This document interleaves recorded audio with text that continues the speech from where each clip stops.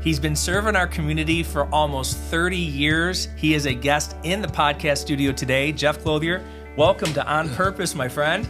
Thank you so much for having me. I'm so pleased to be here, and we got lots to talk about. We have a lot to talk about. You got a lot going on in your life right now. Yeah. I'm trying to run a law practice and then also running for judge, and I have 3 daughters. That's why the gray hair's pretty prevalent, but we're doing well. So welcome to On Purpose. It's a podcast that I always have a guest on, and we talk a little bit about, you're living your purpose. I know you're living your purpose. You've been serving our community for almost 30 years now. I would like to start at the beginning. Okay. We started talking about it a little bit, but how did you first really realize that you wanted to serve our community, that was your purpose? So I grew up in Flint, and my mom was actually my permanent sub in 6th grade, and my dad was my assistant principal. I went to Flint Southwestern. I went to University of Michigan. Then I went to Michigan State Law School because I wanted to be a doctor, but I didn't think I was that smart. And so then I went to law school, and then I came back and I started working for a judge, and Judge Yotis was the reason why I want to serve this community. I've volunteered in so many different places in our community. AAU basketball coach, soccer coach. I coached Powers varsity girls soccer team. And I just know that this is my calling and this is my purpose. That's good to know. I mean, that's the start of it, right? But then it goes even beyond that, because you can serve your community as, a lawyer and seeing all the things that you've seen, but now you're taking it to a whole nother level, in my opinion, wanting to be a judge. So talk a little bit about that. And it's weird. During COVID, I had all my daughters home, and it was kind of fun because I have 2 daughters in law school, and my youngest daughter is a student teacher who also wants to serve the community, is in that role. And I would give them police reports just because everybody was bored, and I would do court cases, and they would be texting me while I was in court and saying, "Dad, you made your point on the identification. Please turn to page 36, line 27 of the police report, because these are the questions you need to be asked." And it was just, their involvement was so important. And then I started thinking about, I drove to Gaylord on a case, for one case, where I had to pay other lawyers to cover other things for me in Genesee County. And my daughter texted me and said, "You could have served or been involved in 46 cases," because she ran the judge's docket where I was supposed to be in Genesee County, and you only impacted one person, and you could have had a bigger impact. And she's like, "Why wouldn't you want to become a judge?" And I said, "I've always wanted to become a judge, but I didn't really know when my calling would be." And it's now. It's for now. sure. It's Yeah. for sure. That's beautiful to know. I think that I see your signs everywhere. And Hopefully signs vote. yeah, for sure. Many people know you, but if somebody that's listening or watching right now that really, Jeff, doesn't know you, they're not really in tune with everything that's going on, what are some of your core characteristics, some of the things that we've talked about when we first got to know each other just, a few months ago? What are some of those core characteristics that you have? I am a person that grew up in Flint, went to Flint Southwestern, came back to Flint. And a lot of my people, my friends from University of Michigan, went to Chicago, went elsewhere, and I always wanted to come back to Flint. My family owns Little Joe's Restaurant in Grand Blanc, and I've always been active in the community. And I just think I have a unique perspective about what I can do to save this community. Like, Genesee County doesn't have a veterans court for misdemeanors. Genesee County doesn't have a mental health court for misdemeanors. I go all over the state of Michigan, and they have other programs for misdemeanor cases, and we don't. And I'm like, why can't we fix these problems at the misdemeanor level instead of just putting Band-Aids on them until they escalate, and now this person has a felony charge, and then he can get the help he's needed, that's needed or required. And I just think that you know who you are. And I have been Jeff Clothier since the day I was born. I know who I am. I know I'm a good lawyer. I know I care about the community. I know I care about the people. I know how to talk to people, whether they're good people, bad people, whatever. I can read people. And I just think that's going to make me someone who's in a unique position to actually figure out a way to fix problems instead of just passing them on to somebody else. Yeah, because my experience has been in the last, 10 years or 15 years operating businesses here that people are running away from Flint. And it's sad to see, but I do appreciate the people that come back and are fighting for it, because we went through all that water crisis and all the things that happened to our community. I still feel like there's people out there that want to fight for it. And I agree. And I think the media sometimes makes Flint look bad instead of like focusing on the farmers market, focusing on the crim, focusing on the back to the bricks. Flint is a great community, and I grew up there. I think there's a lot of improvement that could be made in Flint, and I will be serving in Grand Blanc one day a week, Flint the next day, Grand Blanc the next day. But just being creative about ways to dispense justice without having people lose their jobs, without having people miss school. Like, I want to open courts at 7 a.m. and say, okay, I want you, if there's a kid that's in high school that gets in trouble, I want your grades, I want your attendance, I want reports from your teachers. And if your person has a job, I'm not going to make you lose your job. I'll keep the courts open until 7. And I don't even care if I have a court recorder or anybody else. I have the time to do it. My kids are all grown. This is my time to serve, and I feel like I've got the energy to do it, and I'm so excited to do it. No, I can see it in you, and that's why I love the purpose part of it, because you can truly tell when someone is living in their purpose. You're out in a suit, putting up signs, knocking on doors, having coffee with people that maybe you have never, ever would see again, but they do appreciate the time that you walk in their house and sit down and talk with them. And it's funny, because when someone walks up to my door, I hate it.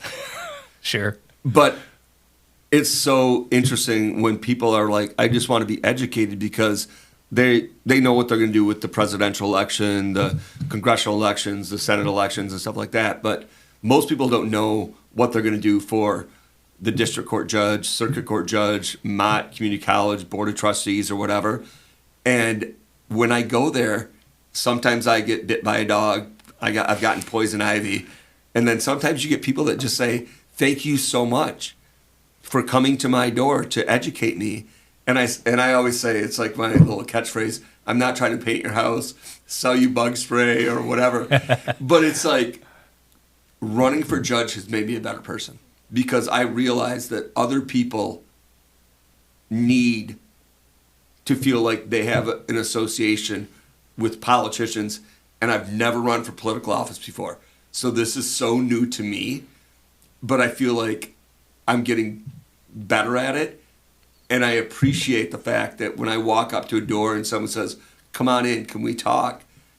And they really want to know what I can do to affect change in the community, change in the state, change in the country. And I don't know what I can do to change the border or change some of those bigger issues that a lot of people are like trying to contemplate. But I know that I'm going to be there and listen to them.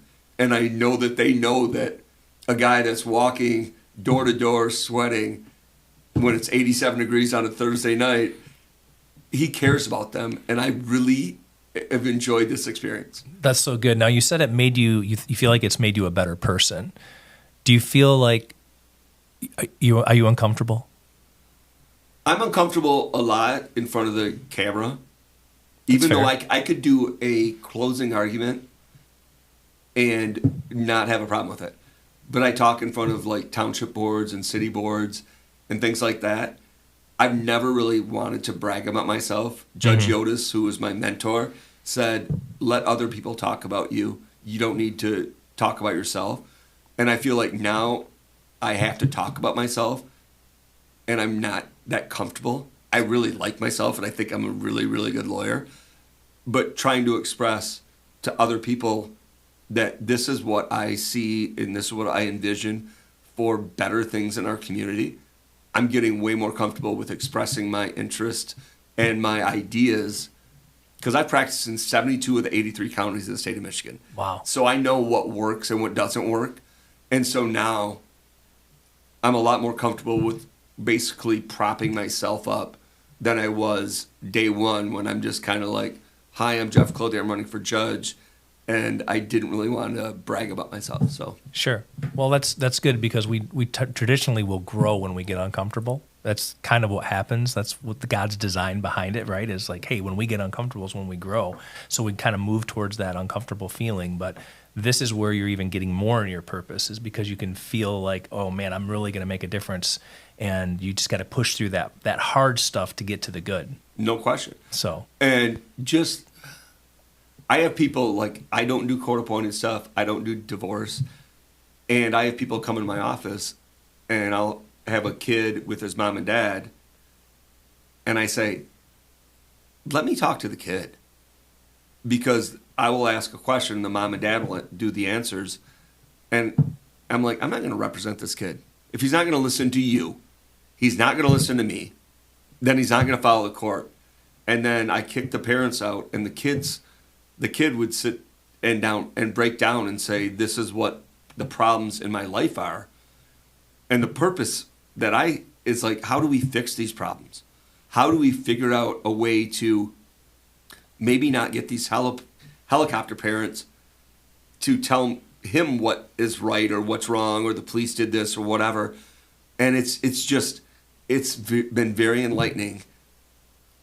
And I can pick and choose what clients I represent, and I do. And I'm not going to risk my reputation on someone I don't think's worthwhile. But I think I can make a huge difference in this community just because I get people. I know people that give me the runaround or don't tell me the truth. I get people that are genuinely interested in, like, I need help. Please figure out a way to help me. I don't have insurance, but I need drug treatment. I need to get into mental health counseling. And then it's just a matter of, like, where we can go to find the counseling opportunities so that person can address those needs, and I can do my best to represent them. well said. Switch gears a little bit. We're going to talk a little bit about being a husband and being a father, because I know you balance that very well. Tell us about your family. Tell us about being a father, being a husband. God, you got to ask my wife about the father part. But so we've been married. We just had our 30th wedding anniversary. Congratulations. On September 17th. We have 3 daughters. My first one, Kennedy, is in law school at Michigan State. She's in her last year, so she's almost done. Abby's in law school in Loyola in Chicago. And my youngest daughter, Emma, following in both of her grandmother's footsteps, is going to be a teacher. She's doing student teaching in Waterford, 3rd grade teaching. I've been a great father, probably a great father, better than a husband, because when your kids are growing up, I think everybody puts their kids first, and your family kinds of suffers a little bit, and your marriage does a little bit. But then we had 2 years where we were empty nesters, and my relationship with my wife flourished. And now my youngest daughter's back home, and she's driving to Waterford, living at home. And so we're no longer empty nesters, but I've got the most supportive wife, supportive family. My brothers, sister-in-laws, my everybody is, I couldn't be more blessed than I am. And it's been a great run. I've been doing this I'm 55 years old, and I couldn't ask for a better life. I couldn't rewrite any script that's ever been written. Beautifully. Well said. I'm super proud of you. I think that just the things that you're doing to try to affect change, to get uncomfortable, to do things that a lot of people aren't willing to do, and to stick your neck out there and say, hey, I want to make the change. I think that's admirable, man. So I appreciate it. I appreciate you being on the program. Jeff, how do they get more information about you? If they want to learn more information about Jeff and your campaign and everything, where do they go? How do they get a hold of you? Things. Look up Jeffery Clothier.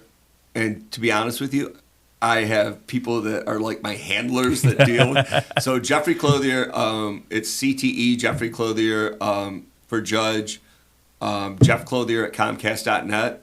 You can have my cell phone, 810-210-2858.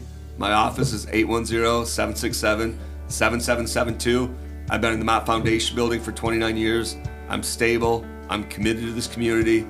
I'm going to be your next judge, and I'm going to be like a guy that comes in and changes things and improves the community instead of just sitting on the bench and just trying to wait for the cases to get over. I'm going to fix problems, and I'm going to make our community better. Listen, support Jeff. Jeff, thank you so much for being on purpose. You are living your purpose, my friend, and I wish you all the luck. Thank you, brother. All right.